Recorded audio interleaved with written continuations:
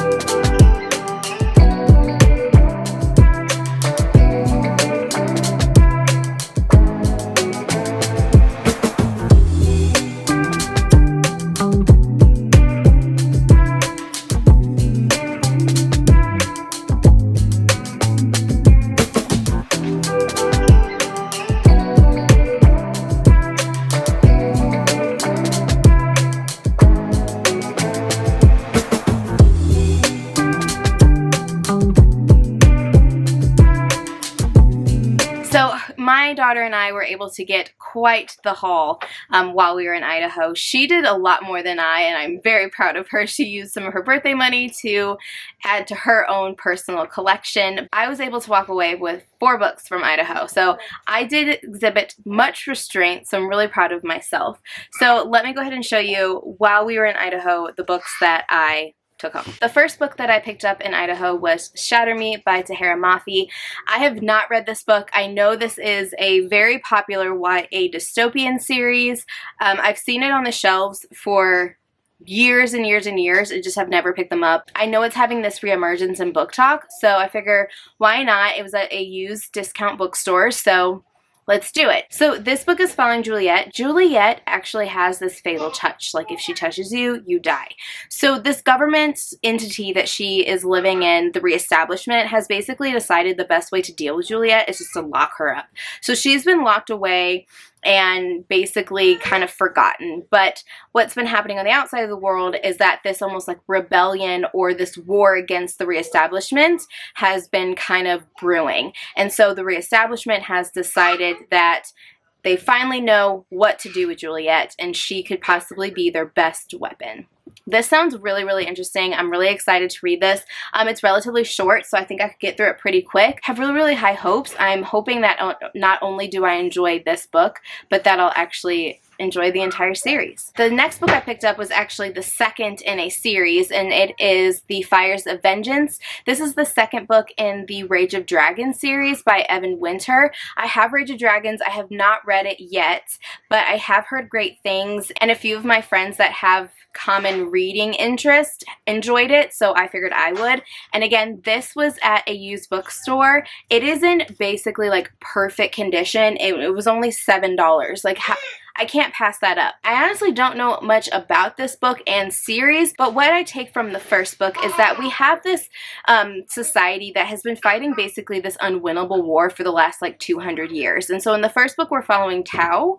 I think that's how we would say his name. And he's giftless. So these like magical powers are very rare in this community. So he has no magic, he has no gifts, and honestly he just wants nothing to do with this war because the lifespan of the people fighting in this war is like extremely low. So he's just like, listen, I'm gonna like get hurt and kind of get kicked out of the military, and I'm just going to like settle down, get married, have a family, and like a farm. Unfortunately, the people closest to Tao are actually killed. He decides that he's going to be the greatest swordsman that they've ever seen and seek his revenge. I love a revenge story, and fantasy and revenge. Like, we've got dragons, we've got like fighting. I'm just so excited to dive into this series.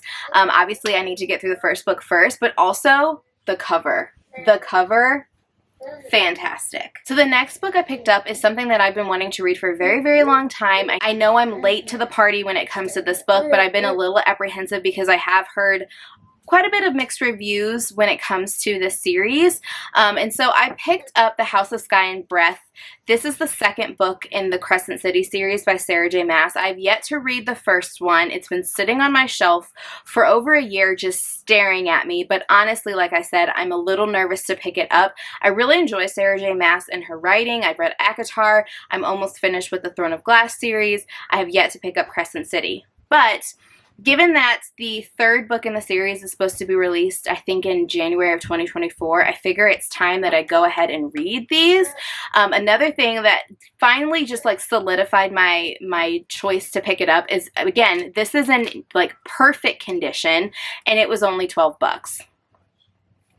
These, like, $28. I could have paid $28 for this, but I only paid $12. So I couldn't skip it up. I couldn't. And I'm also very happy because I was able to score a hardcover of the first book, which I think is a little more difficult to find. So they will match each other on the shelf, which I'm very happy about. I'm probably going to start this series probably sometime July, August time frame, because I want to give myself time to slowly go through it before the third book is released. So the final book that I got while we were in Idaho was Once Upon a Broken Heart by Stephanie Garber. This is like I don't know if I want to say fantasy. I think there's some fantastical elements, but it more so is like fairy tale romance from what I take on this. This one is following Evangeline. Evangeline is in love. Like, she has found the love of her life, but she learns that actually he is going to marry his sister. She is desperate to stop this wedding. First and foremost, that's like, like, do we not like the sister? Like, why would you do that? Either way, in order to stop this wedding, she teams up with the Prince of Hearts. She strikes the deal. But working with him is dangerous, and so he has plans for her. And these plans, the book says, will either end in the greatest happily ever after or the most exquisite tragedy. Give me a dark bad boy romance, and I'm here for it. I've heard great things about this. I'm really excited to hop into it. Hopefully, I enjoy it just as much as everyone else has. So now that we're done with Idaho, let's go ahead and do some book shopping in Washington.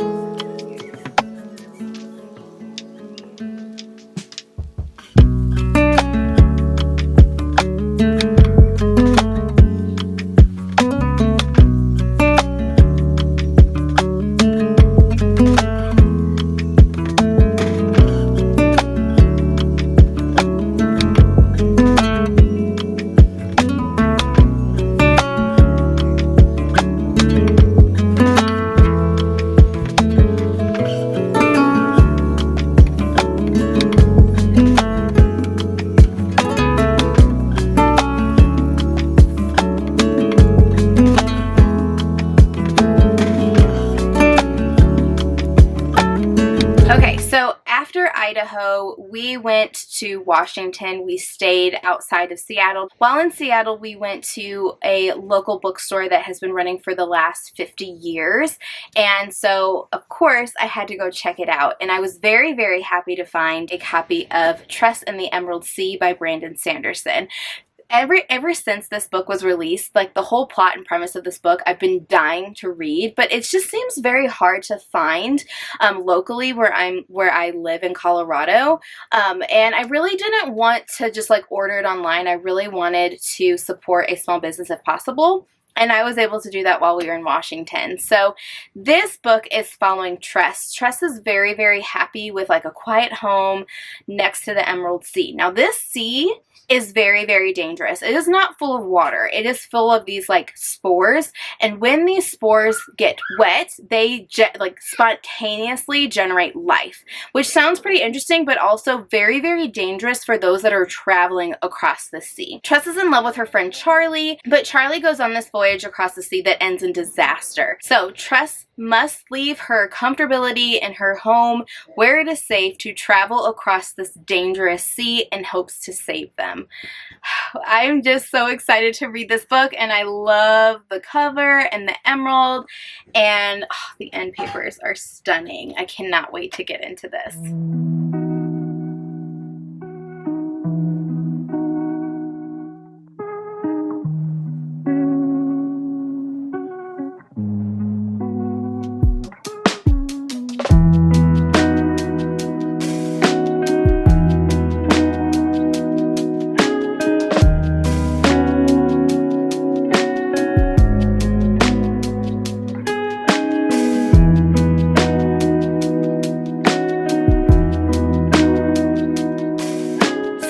Washington, we went through Oregon. We didn't stop for very long. There was no local bookstore near where we stopped, so that was kind of a bust. But then we ended up in Utah.